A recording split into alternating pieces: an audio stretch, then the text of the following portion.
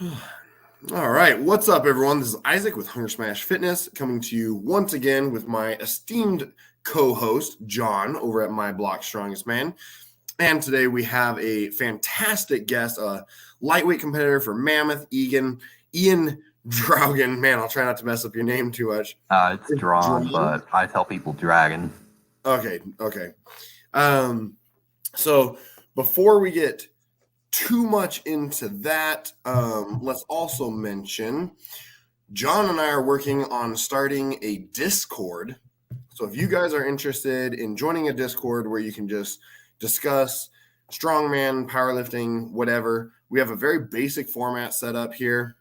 The link is in the description below. So if you want to check it out, subscribe to it, and start chatting with people. We'll try and be putting some different upcoming contests, try and get like a link from Strongman Archives or something so it autofills with the upcoming contests, all that sort of stuff. If you want to talk boxing or bodybuilding, nutrition, we're just trying to create a little platform, a little group where where people can come together and discuss strength and fitness and all that sort of stuff. So from there, let's go ahead and focus on Ian. So Ian, what originally got you into strongman? So I was always kind of athletic or just doing active things. I lifted on and off through high school, mostly playing lacrosse, and through injuries, couldn't lift that much. Then senior year, I really put it more into effect. And then into college, I really just went to the gym, and over time, I kind of just did the same push-pull legs routine over and over. I'm like, I'm gonna get bored of this, but I hadn't yet. And I saw the Alan Prawl video about burnout, and I gotta do strongman because that's what he does. And there's so many different things to learn and challenge yourself with in that sport. Speaking of Alan Thrall, do you ever build your own equipment like he did? I've seen him use buckets and things to build his own equipment, which is pretty cool. Actually, not yet, but I'm pursuing welding, so I will be able to make my own stuff and fix my friend's stuff. Nice. We got to Isaac. We have to introduce Ian to Tyler, World's Strongest Blacksmith. I think they'd hit it off. Yeah, they're a little ways away. I don't remember what part of Georgia Tyler's from, but he makes a lot of his own stuff. He makes some cool stuff too, so might not be a bad little partnership there. Yeah, metal's just expensive right now and hard to get a hold of. Yeah, for sure. Yeah, I actually, I try to put people together who have certain needs and people who can fulfill those needs. So I had somebody ask me once, one of the athletes, I need a set of Finkel's fingers. You know anybody? And so, by the way, Tyler's in the comments. What's up, Tyler? There's your man. So if you make a trip to Elberton, Georgia, try and meet up with Tyler and get some strongman stuff built together. I can maybe look for a comp there. Yeah. But yeah, so, I got a buddy Andrew over at Kratos Strength Equipment. So I asked him hey, I have one of the athletes who needs Finkel's fingers. Can you make something like that? And he's like, I would, but the price of steel is about 3 times what it used to be. So it is certainly a hardship that a lot of people are feeling. What kind of welding do you do? So I'm just going for right now I'm just going to weld school right now. So I'm learning stick, MIG, and TIG. And my favorite is TIG, but I've gotten the hang of MIG. But my plan is to go into underwater, so that means I'm gonna have to learn stick pretty in depth. And then after that, probably work on a pipeline. So that'd probably be MIG or stick. Yeah, that's pretty intense. One of my cousins did underwater welding for, I think 2 or 3 years is all, and then he pretty much retired. He bought himself a nice Corvette and a nice house and all that sort of stuff. But he said it just took such a high toll on his body that he did it about 3 years. And then I worked as a welder at a truck body shop actually for a couple years too. So mostly aluminum and mostly MIG, some TIG, but welding's a ton of fun. I love doing it, especially building trucks. That was always fun. Oh, I love welding aluminum with TIG. It's so fun. Yeah, so you build a truck and then you pull it. It's a good marriage with Strongman. It just sound good. Yeah, if Isaac didn't tell you off the air, I'm the weird one of the two, so just get used to it. He's the salesman / ideas, all that sort of stuff. Yeah, man, I'm just here like making cotton candy, and I was trying to make some high protein cotton candy, but there was like beef all over the kitchen when I turned the spinner on. I just had to stop.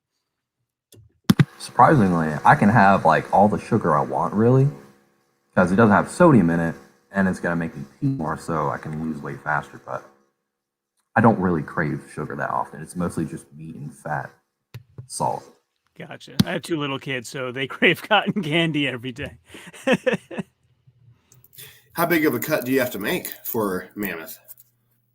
So normally I hang out around 180-ish, 181, but Sunday I got very gluttonous and had a beer, a whole pizza, and some bruschetta, and went to bed at 187.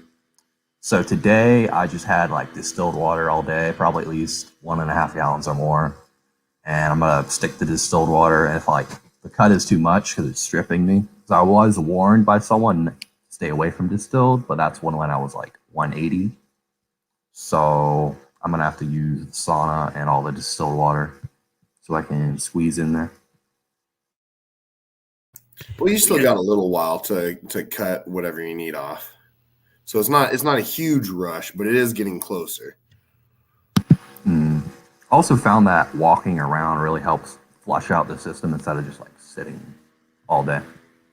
And that's going to be crucial for the recomp. So I remember, I believe either Cody or Hanus on the 580 podcast, they said that a lot of people just sit around and just drink and sip and don't do anything, but you gotta like drink, eat, and walk around to like get the metabolism like reinstalling everything. Yeah, the guys at 580 are good friends of our show. They're doing awesome things over there. Cody's been on our show as well, and we got to get Andrew Hanus over on here, Isaac as well. He's doing some awesome stuff. Yeah, I'm definitely down. We should get him on sometime. Yeah. So, Ian, I'm very interested. What was your first comp, and how long ago? And kind of what got your excitement with that first comp? So my first competition was West Virginia's Strongest Man with USS. It was 2 years ago, and it was like right at the start of COVID. So it was when school sent everyone home, and then I texted the event promoter like, "Is there any chance this is getting canceled?" He's like, "Nope." Well, it is in West Virginia.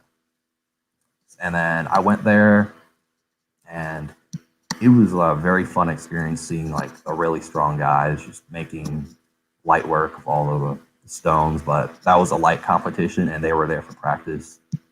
And I also really loved that everyone was cheering everyone on. I think that's just makes it a way better sport. I think that's also because like this is a solo sport, so we all just kind of like, I guess we might as well be nice to each other because team sports can get pretty tribal, as we know. Yeah, absolutely. So, what other comps have you done since then, and what was it about Mammoth that got your attention, where you thought I really need to do this show? So my next competition was Star City 5 in Roanoke. It was like my first show with my group from the shop gym. It was real fun to actually go in with a group and know people there and meet new people. And then after that, I did my first open show, which was Lift Me, I'm Irish 2. Amazingly run show from James Deffenbaugh. Everything flowed so perfectly. It was well organized, and I think every show should run like that one because there was 3 lanes, they were moving, and it was really fun. And Pro Strongwoman Monica Johnson actually texted me afterwards and basically gave me like some words of encouragement and invited me to come train up in Primal. So then my next competition was Brute Summer Showdown, and then 2 weeks later was Beer Muscles. I kind of like messed around during the summer, so Brute I had to drop to novice, and I did okay-ish considering against it's a Stella show, and she's known for making things a lot pretty heavy. And then Beer Muscles was an absolute blast. Katie Feely, very well organized show. It's hosted in a brewery, really fun time. And then I did an unsanctioned competition in Staunton, Virginia. It was really well organized. Chad Clark helped out with it, probably why. And then I did Star City 6 kind of on a whim, because it's close to me, so I'm like, might as well do it. And then so the reason why I signed up for Mammoth was when I volunteered for Strongman Corp Nationals in Roanoke, and I was just like really put back on the strength and hour path, because I'm like, all these people doing really impressive things. This is what I want to do, because I could see like everything up front and center. So I'm like, okay, I gotta go do a big heavy show now. It's gonna be cool. Mammoth is a heavy show for sure. I was looking at the website that Facebook points over to, and is it outdoors this time? That's what the image is on the website. I'm pretty sure it was previously hosted in a baseball stadium. That's what it looks like. As of recently, it's in a dome, like you would have like. I'm pretty sure they've done like monster truck shows there and circuses. So it's a interesting arena because it's a dirt floor, so you have to account for that in footwear. Yeah, so it sounds like it's in the arena that they had it in last year, as opposed to the baseball stadium in the image. Okay, cool. Thanks for clearing that up. Yeah, it's the same venue, I believe. Yeah, it should be fun. Do you have a favorite event that you're most looking forward to there? They have some medleys, some carry medleys and deadlift medleys and pressing. I think it's mostly medleys, isn't it? Oh, it's all medleys because it's basically 12 implements in 5 events. Probably the most anticipated event would be the carry medley because it's the one I've practiced the most, and I've practiced the picks, and I kind of know how it's going to flow. I'm not entirely sure about the wheelbarrow and the press. So initially I saw a 170 Mauser block. I'm like, okay, that's not that bad. Like, oh, if you've never pressed a Mauser block before, it's horrible. You should avoid it. So I'll be zeroing that one, unfortunately. Yeah, I mean, I think people who have never pressed a Mauser block don't have an appreciation for it. Isaac and I have been blessed to talk to everybody who's pressed a Mauser block. So, Jamie Wilson, Steve Schmidt, Wyatt Dawson, Justin Kielhofer, Jessica Fifth, and Gabby Bergholz are like all the good Mauser block pressers.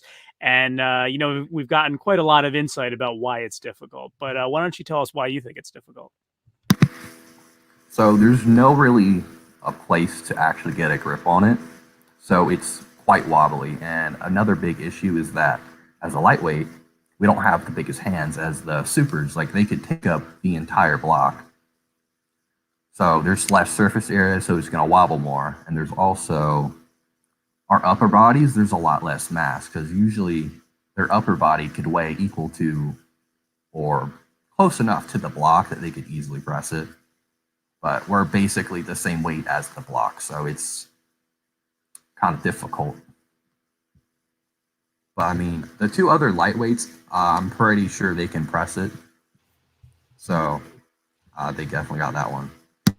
Yeah, the other thing too that I think makes it hard on the dirt floor is that you don't have a great way to get your fingers underneath between the feet because of the unevenness of the dirt. So that might make it a little difficult as well. Yeah, my friend Matt McDougall, he won the Super last year. He's been amazing in helping me prepare for this show with like all the small things. He told me to dig out and clean all the implements to make sure you can easily grip it and you're not like messing around with it in the middle of a medley. Yeah, tell Matt I said hello for sure. He and Haley came on my show quite some time ago after the Mammoth last year, but they're awesome people. I definitely will. That's a good point. So he means going through right before you start your run then and checking it? Yeah, like walking up with a towel and cleaning it off. Kind of like a Highlands Games.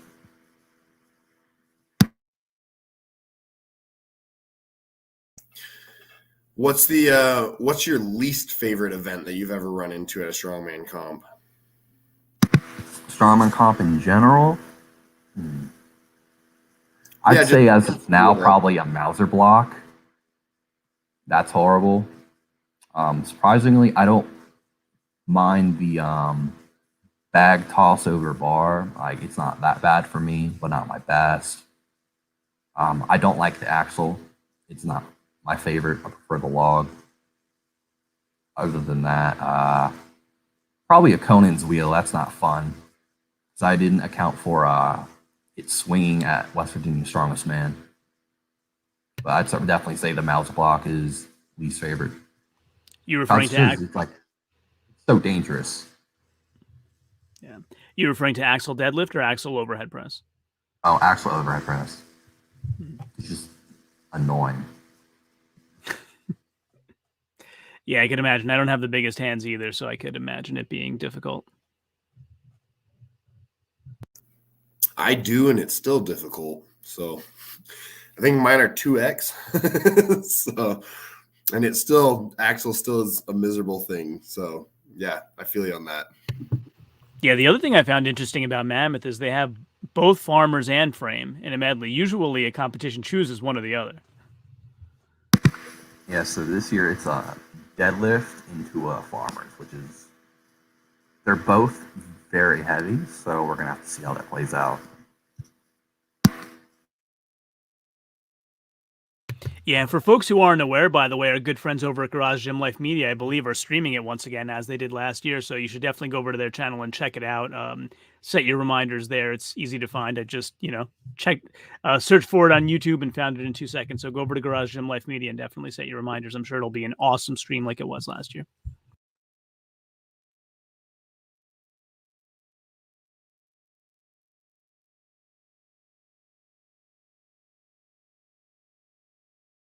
And are they still doing it, Ian, over 2 days? Because I know David Waters was planning on doing 2 days, but then he ended up cutting out the pro class. So is it still 2 days or one now? Oh, no, it's just 1 day now. So I'd assume they're just doing the record breakers along with all of us. And he also said he refunded the 2-day spectator tickets.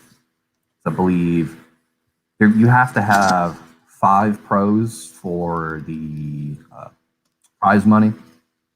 But there was only 4 pros signed up, and then Travis Ortmeyer was injured, and I think he posted it. There was only 2 pro women, 2 pro men, so they just had to cancel that and refund everyone. Yeah, we and Travis talk, and he told me he's just not healed up enough yet with his leg. He seemed pretty bummed that he had to pull out of it, though. I think he was disappointed with that. Yeah, and of course, we always look forward to watching him compete. Oh yeah, so for the Arnold invite, I only saw 1 class has enough people for an Arnold invite this year. And I saw the heavies, either the heavies or the 105s, they almost had enough, but there was just 1 shy, which kind of sucks for them. Which is the class that has enough people for the Arnolds? The supers. Okay. It's about 15, but I don't know. I'm bad at math. Okay, so that's Matt's class, right? Yes. I know 2 people in there. I know JP Metz and Matt. Nice. One of these days, I got to have Matt teach me Moss wrestling.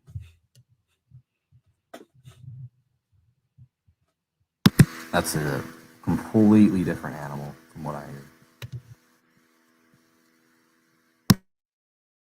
But I think like most people that do it are the supers, so I don't know what like the lightweight scene is over there. But I know there is one. But I assume it's like kind of smaller, like Strongman. Yeah, I could imagine. Well, Arnold's known for being like heavier comps, anyways. So I would assume that they're a heavier comp. But we had Tyler asking, when is Mammoth and how do you get in it? And it is January 22nd, 23rd, right? So now just the 22nd. Oh, just the 22nd. Okay. And how to get into it, I guess just look up the Facebook page and try and get in that way would be the simplest way. Tyler, meaning how do you compete in it? How do you get invited to compete, or how do you watch it? Oh, that's a good. Yeah, that's a good point. You can just go on to Strongman Corp. You can find it on the calendar, and then it'll take you to runreg.com, and you can sign up from there.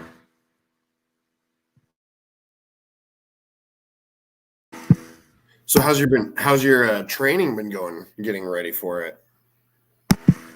I'd say mostly decent.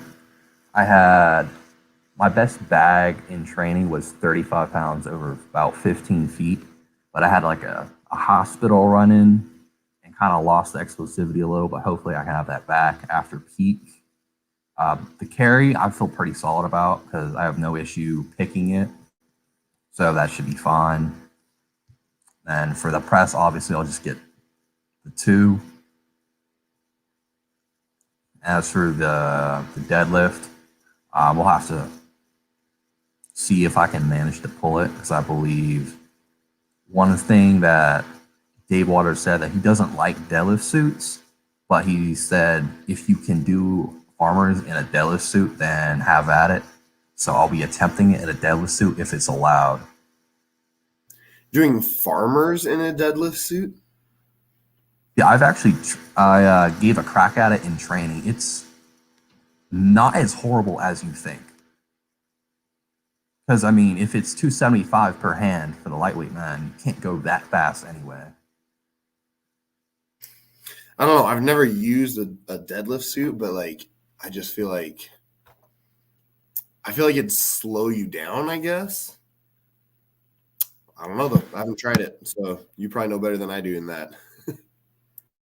Well, the issue with the farmers is that I've heard that they're the slick handles, so they just slip out. And I was training with those, like they would fall out of my hands, and like my grip wasn't even toasted. It just like slipped because they're slick. Do you train with slick handle farmers? Because I just got my first set of farmers for Christmas, and they happen to have knurling. So what do you train with? Usually the slick handles because that's what they have at the gym I normally train at and the shop. Because I kind of feel you should probably train with the slick ones. Because if you have to go to the knurled ones in comp, it'd be easier. Yeah, I'm just waiting for JF Corone to find out I have knurling and reprimand me.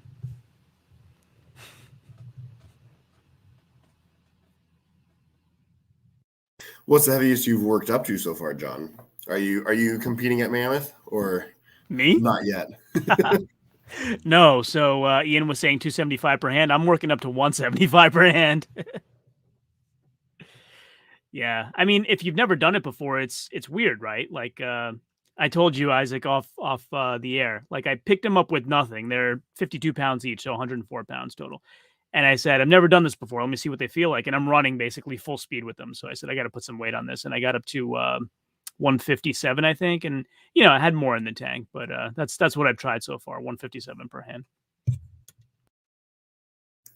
Yeah, I think the heaviest I ever worked up to with farmers was a 350 for 20 feet, but I only went down. I couldn't get it back, and that's heavy. It starts burning. I was like, man, this sucks. Yeah, you're also heavyweight. I'm Ian's weight, so yeah, I'm 300 pounds. I mean, I'm a little bigger, just a little bit.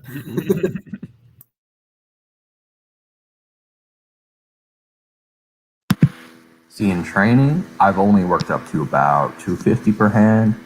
I haven't hit 275, but I'm gonna have to like just save that in the tank.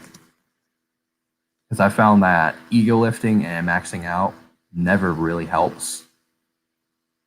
And the theme of strongman is like, or I guess maxing out, as we call from like the drama with Thor and Eddie about him getting the deadlift, was it only really counts if it's in a competition, which makes sense because it gives another athlete opportunity, and it's probably safer to just keep the maxing out to competitions only instead of in training. So there you go. Your opinion on that controversy is out in public now. I suppose, I mean, if you're going to have like a max out, I guess invite other people to your gym. I'm with you. Just to make it fair for everyone. Yeah, I'm with you. That would have been fantastic if Thor would have invited like 4 or 5 other guys to come and try it as well. Then I might have stood behind it a little bit more. But I think that's most people's gripe, right? Not that like, you know, some people I think may say like, his father weighing the plates had something to do with it. I don't think most people have that gripe. Most people's gripe is other guys didn't get a chance, you know. Yeah, I'm pretty sure everyone agrees he pulled the 501.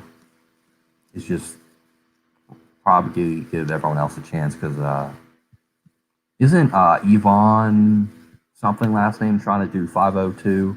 Makarov. Yeah. Well, hey, Adam Bishop's been really talking about he's going to put, a year into getting to 505. That would be pretty cool to see. I feel like now that it's been done, there's a handful of guys who could potentially do it, but also they're not going to be the first guy to pull 500 kilograms. So it's kind of one of those things where, they'll break the record, but it won't necessarily be as cool as Eddie's, because Eddie's was just, nobody thought that was humanly possible, Yeah, the one that Isaac and I really thought was going to break it, but then he ended up getting injured before the deadlift championships was Asko Karu, and it'd be really cool to see him come back. See, like the thing with Eddie was that he was in a huge stadium, and then he was hyped up, and then he had a huge nosebleed after it. So it was just a real cool moment. Didn't he like black out afterwards or something like that?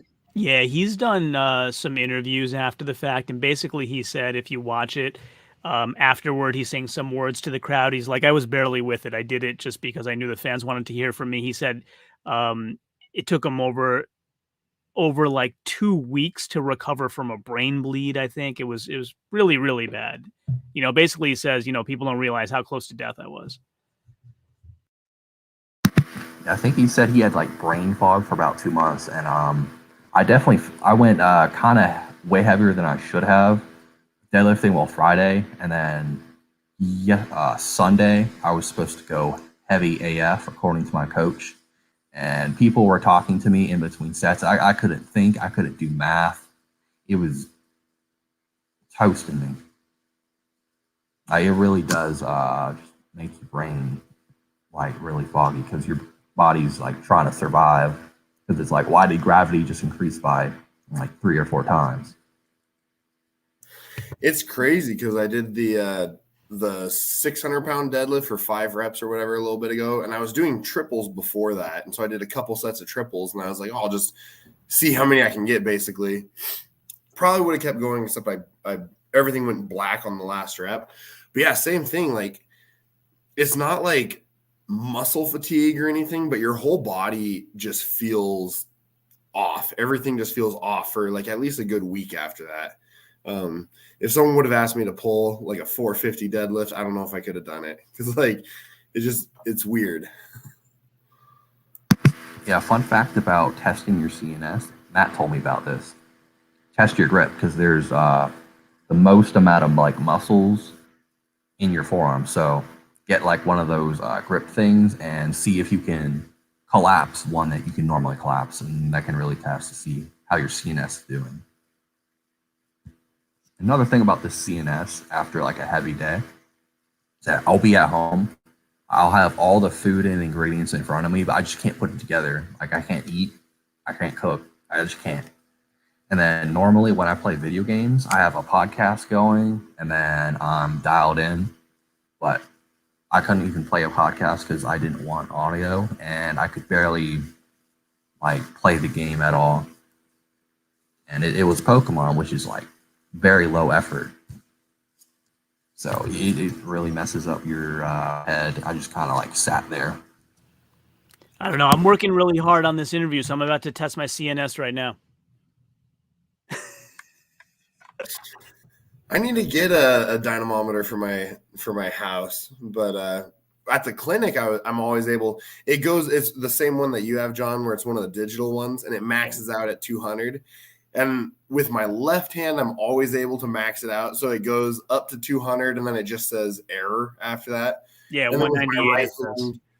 With my right hand, it gets up to like 190s. So yeah, I need to actually get like some of those Captains of Crush or something like that, and play with those instead. Yeah, I think I'm in. The most I ever hit was 130 something, I think. Which is still pretty good for, a geriatric individual who's. Hey, listen, the instruction book says over 120 is strong. You're just very strong. Yeah, right. There's always outliers in every group. See, actually, when I won Star City 6 over a few months ago, there was the what are the metal grip things called? I'm not sure, but they were in the package, and The Captains of Crush, the grippers. I think so. Yeah, the grippers. Yeah. So I couldn't like collapse it at all a few days after it because I wasn't even that heavy of a grip intensive comp. I just somehow managed to use grip on a strapped 18-inch deadlift. Not sure how that happened, but it toasted my grip. So I kind of didn't do well on the following two events because of that. Well, and if your body is firing appropriately, like your grip should be firing hard as well, whether you're wearing straps or not. Like ideally, you want everything from, your upper traps all the way down to your toes firing when you're doing a super heavy deadlift. So it makes sense.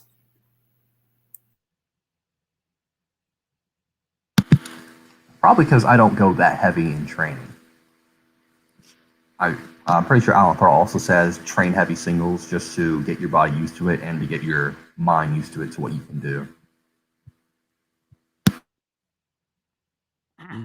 Well, and also just building up that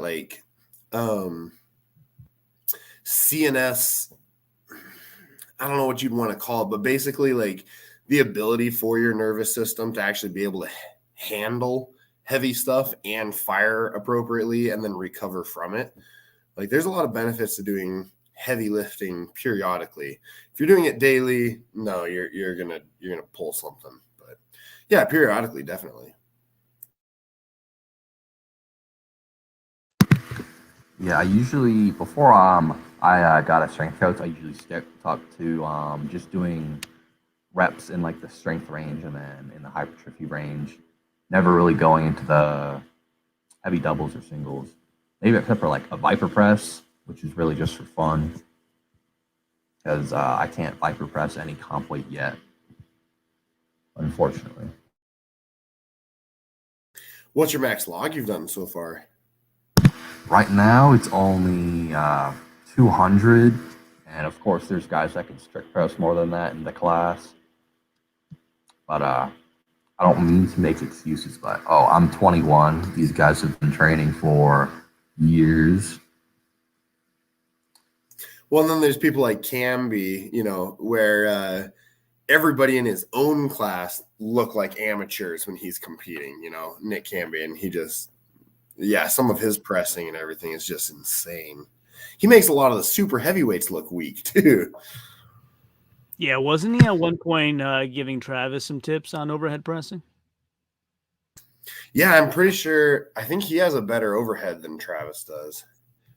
Not to diss Travis by any means, but Nick Camby's pressing is just insane. Yeah, Nick Camby is amazing until you get to bag toss over bar. Not to diss that, but that's when the aforementioned James Deffenbaugh comes into the equation. He's unbelievable with bag toss over bar. Valid point. I will take that. See, that pretty much just comes down to genetics. It's crazy how stuff that we can't really see just ends up turning some people into superhumans, and other people have to train really hard and still like come up short. Well, I think like with Brian Shaw, I mean, he's always been phenomenal at bag and keg toss and kettlebell toss and whatever. And I think the years that he played basketball probably plays into that in large part. But also he's 6'8" with these, chimpanzee arms and everything. And so his levers are just insane for that type of movement anyways. So. Yeah, that kind of does remind me of the one video of it was the pony keg over bar, but the volunteers were holding crash pads like shields, and they're just stopping them. Oh, you're talking about when Trey Mitchell won Texas Strongest Man? I believe so. Yeah, that was nuts. I think Gabe Pena came in second in that competition. But yeah, that was funny. Yeah, I would. Everybody talked about the crash pads. For me, the funnier part was that Trey was throwing the kegs like off the screen so high. Like I'm like, where did they go?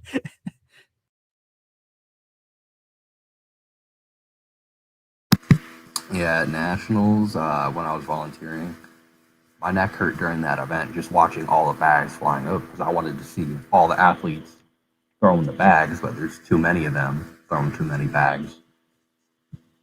And we actually had to initially we had our volunteer chair kind of off to the side, but probably too close to it, so we like moved them like ridiculously far away, and some bags almost did end up hitting some of the volunteers.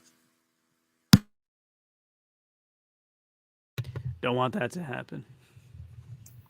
Yeah, I was a spotter loader at one comp, and it was fun, but I feel like it's almost more work than actually competing at the competition because like we had power stairs, and we had I think like 11 guys in the heavyweight class, and so the heaviest implement was 430, 440, something like that, and then they went down from there, and there were I think 5 of them total or 4 of them total. And so when you're moving all these implements back down the stairs after every single athlete, by the end of it, I was like, man, I am shot. Like, I would much rather compete. Being a volunteer here, they did take me out for dinner afterwards and bought me some burgers and stuff. And so that was nice. But I was just like, this is miserable. I'd much rather be competing right now. Yeah, one of the running jokes in strongman is that the volunteers at competitions get more of a workout than the actual competitors. Surprisingly, at nationals, I didn't really feel that. We weren't really doing that much, but that's probably because we had a lot of volunteers and we all knew what we were doing. And I think Dave Waters was actually the head like organizer of us, so he did a pretty good job of corralling us and getting us what to do. Yeah, nationals was a lot of athletes. I hear that with the new ownership, there's plans to make it smaller going forward. Do you have any thoughts about that? It's kind of nationals. I kind of feel like it should be kind of big because if there was like 10 to 20 per class, that would just be way too dead and eerie. Because one thing, I mean, nationals was missing was music. There was no music at all, which was that big of an issue when everyone was outside warming up or in line for log. But after that, it was just like dead silence. So it didn't. It bothered me as a volunteer, but I'm pretty sure that bothered the athletes a lot more. Yeah, I can see that.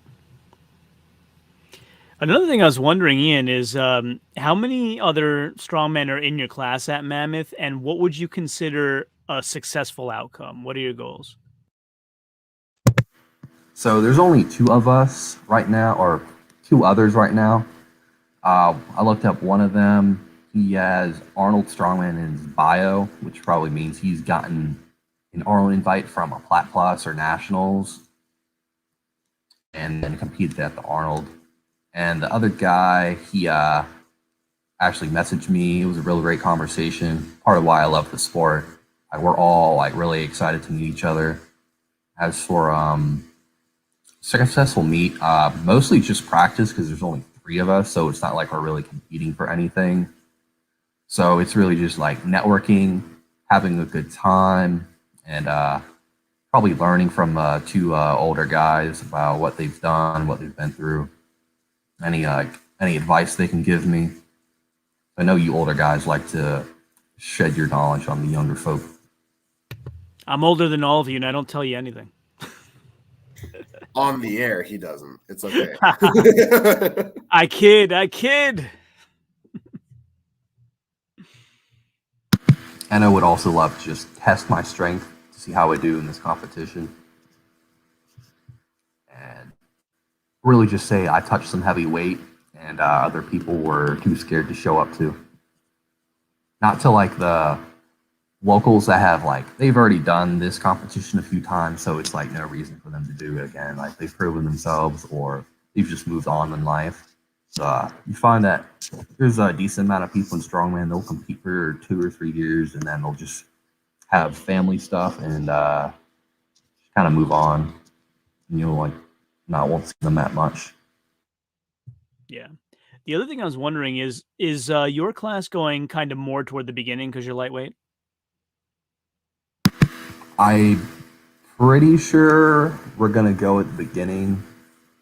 I think last year it was women first into lightweight men because the heavyweight women have a similar weight to the lightweight men.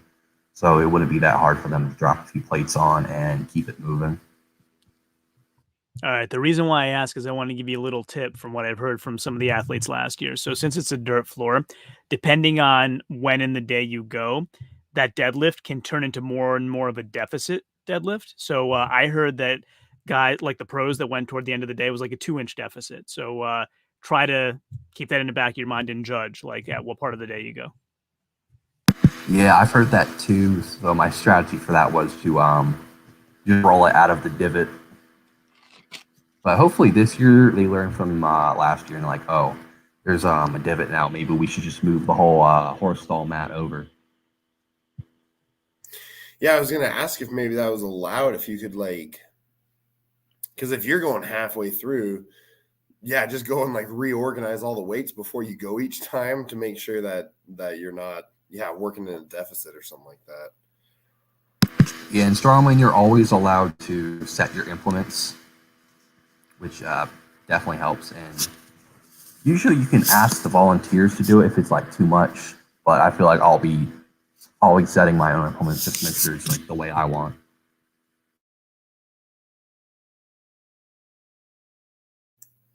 Well, that'll be good. What's your favorite event at Mammoth that you're looking forward to? The carry medley.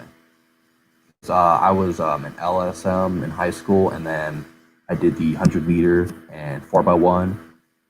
And as my first year in track, I made it to regionals in those two events, so I can move. So I find moving events to be my favorite. Well, I'm not sure how I feel about the wheelbarrow yet,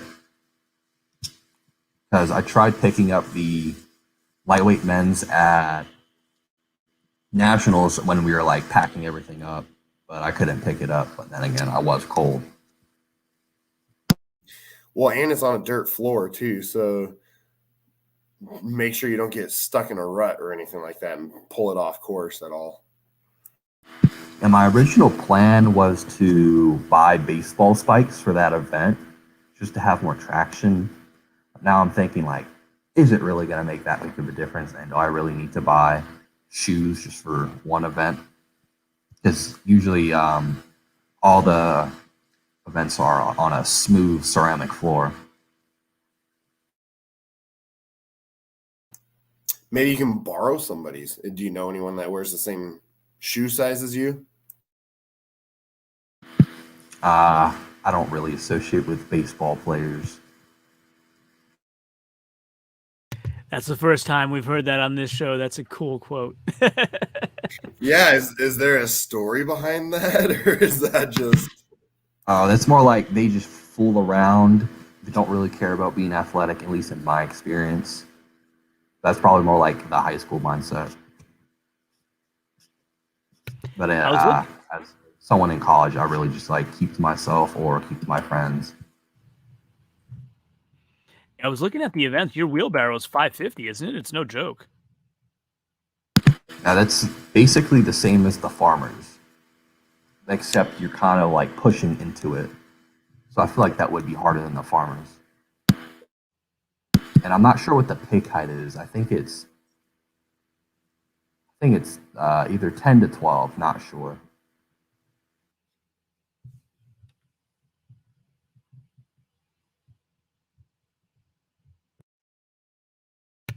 Yeah, because even the super heavies it's 650. It's only 100 pounds more, and they're giant guys.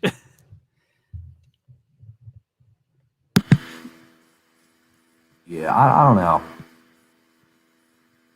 I think the medium weights have 600. Yeah, they do. I'm looking at it now. So then that means the heavies and supers both have 650. Yeah, let's see if I can share it.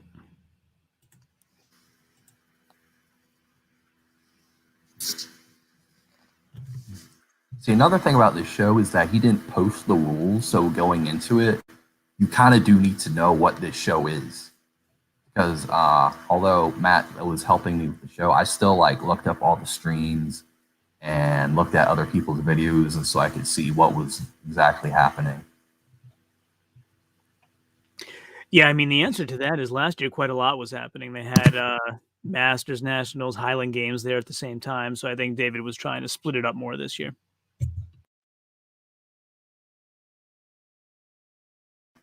It was kind of hard to tell what was happening from the stream. So I'm like, are they warming up or are they going? It's like, are multiple groups going at the same time? I'm not sure.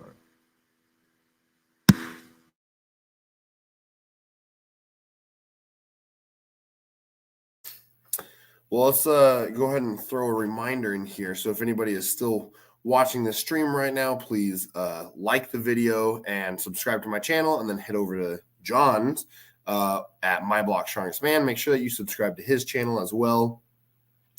And then click on the link for the Discord down below and join our little forum that we're establishing down there and join the community. So start putting your comments in there. The other thing we never say is follow us on Instagram too. Yeah, it's true. That's a good point. Yeah, Isaac's Hunger Smash Fitness. I am at My Block Strongest. They wouldn't give me the last 3 characters on Instagram, so there you go. But yeah, follow us there too. Where was the Discord link again? It's in the description for the video down below. And we just published it today, so I think there's 2 people in it, and it's John and I. But hopefully we can get like a couple hundred, get some good conversation going. Yeah, give people a place to to hate on me where they can get a gang against me instead of just single people picking on me. I usually get that kind of stuff when I do predictions, so I started doing fewer predictions.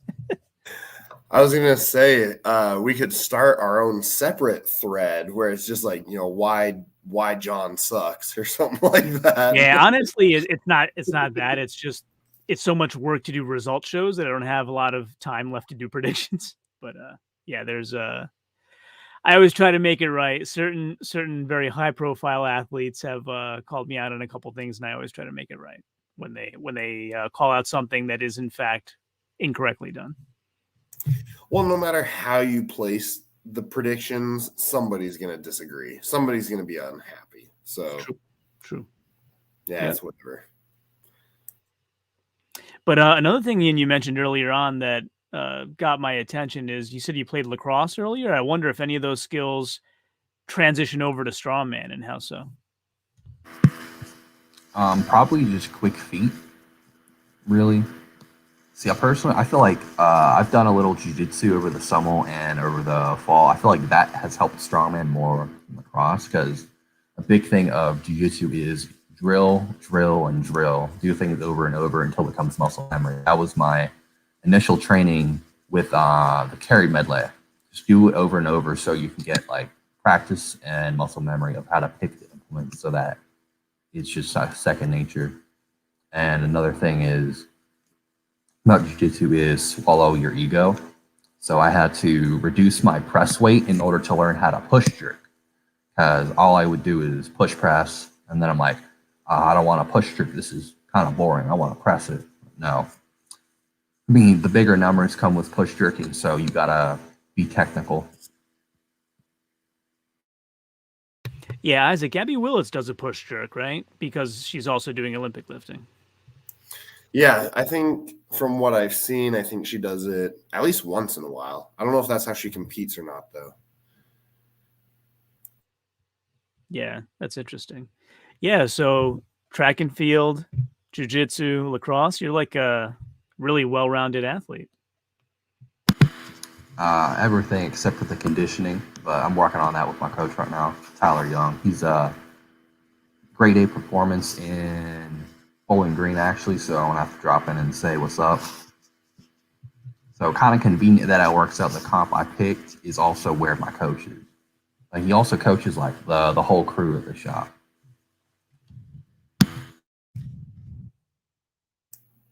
Is that Bowling Green, Kentucky, or? Okay. Yep. I believe there's 3 strongman gyms in Bowling Green, Kentucky. From what I've heard, I'm not sure where I heard that, but there's a good plethora. And by the way, Isaac, maybe we're going to set a record for how many times I say this in one show. Tell Tyler I said, what's up? He was on our show once before. Tyler Young? Yes. Awesome. Gotcha. We're trying to get everybody that competes in strongman in any form on our show. If I remember, Tyler actually dropped in while he was on the road, like on no notice. It was really cool of him to do that. I forget who he dropped in with, though, because wasn't it wasn't Andrew Mock, was it? No, I thought it was what's his name? Not Willie. A couple of the other Southern guys. I can't remember. Yeah, I'll have to look it up. Anyways, that was a while back. Okay, we've done like 50 episodes of this now, something like that. I think we're getting up there. Getting now. close to that. Yeah, getting close to that. So what other comps do you have looking forward to this year?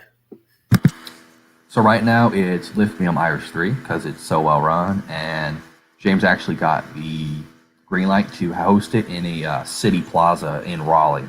So it's going to be like around a bunch of shops and restaurants with a bunch of people walking by. So it's going to be like good publicity for the sport, and it's just going to be a really fun venue with a lot of fun people there. Not only is my group coming down, or a good amount of them they're competing there, I know everyone in the lightweight class, so it's gonna be real fun to throw down with 5 other guys I know, and pretty sure I know at least 2 other lightweights that are considering signing up for it. So it's just going to be a real fun weekend. Yeah, that should be really fun. What all events do they have going on? So it has a Viking press for reps with jerks allowed, which I'm seeing that. I guess they're starting to allow jerks to the Viking press because they know the low guys can't really do it. And there's a sandbag battle, which is a loading event, but you load the sandbag over the yoke, and the next guy in the weight class comes up and loads it over, and you're going to run through until you increase the weight. And then there's a 13-inch deadlift medley or ladder. So you do the first axle, second axle, and then you do the third axle for reps.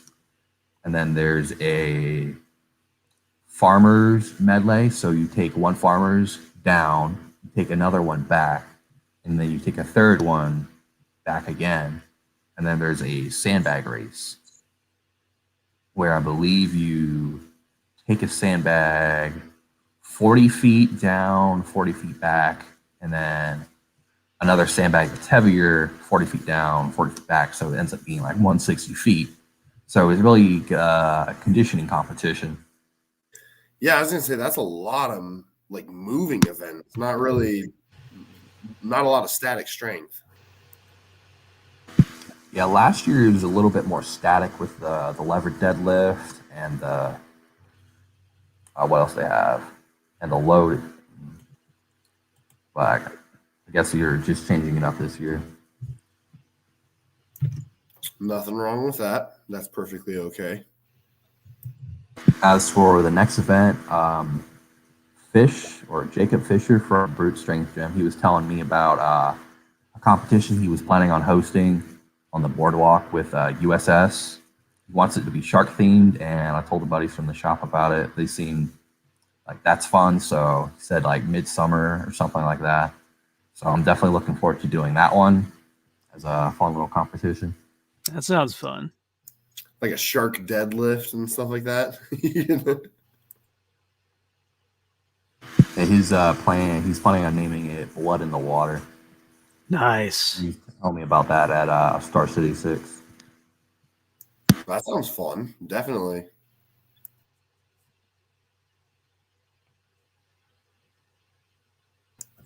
Did you want me to share this, John? Yeah, why not? I should have stayed with my. Oh, it's not playing, huh? Nope.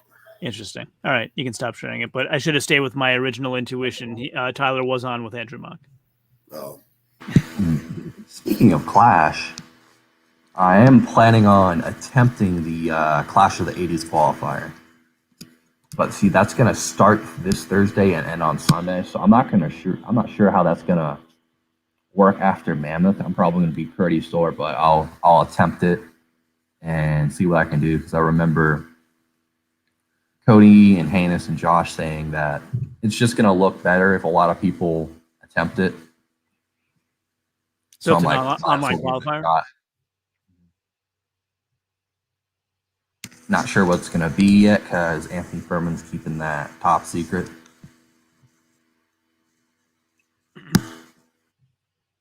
He likes to do that, I've noticed. I think that's better that way, instead of like him telling one of his buddies, and then a certain athlete or a certain coach can tell their athletes, and then they're all going to be more prepared. But it's definitely better this way, that we're all like getting antsy, waiting for the events to drop. And it's also over 3 weeks, so that's going to add even more anxiety.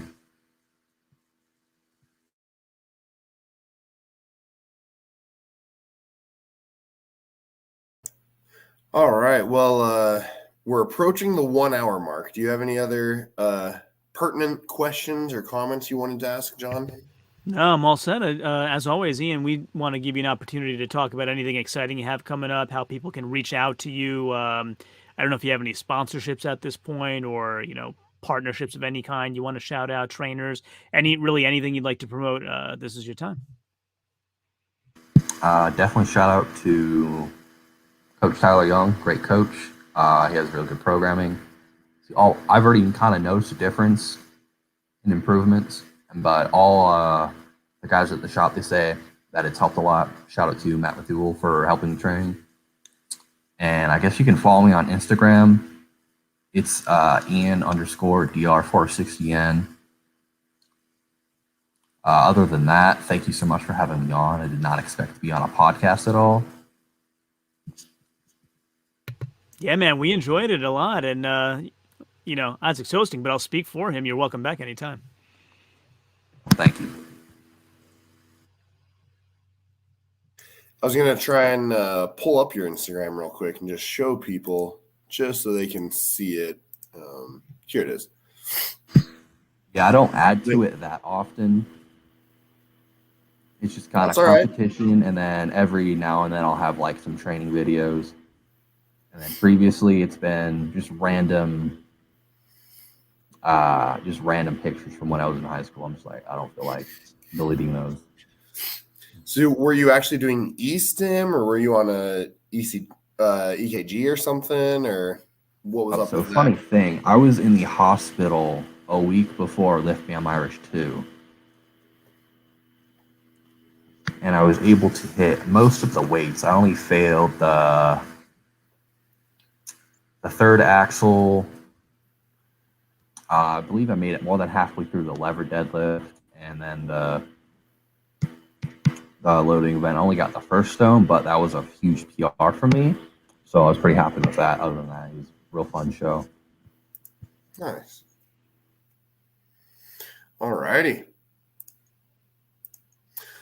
Well, yeah. So I guess this is the end for tonight. Thank you everyone for joining us, and like I said, once again, please please like this video and subscribe to my channel, and then head over to John's and like and subscribe to his, and then head over to Ian and follow him on Instagram, and then click the Discord link down below and join the Discord and do all that. What was that, John? Click the mouse. That's how you click to like everything and all the stuff. Gotcha. we have our geriatric co-host being snarky, but Anyways, that is all for tonight. And just remember to always improve that 1%. All right. Thank you. Good night, y'all.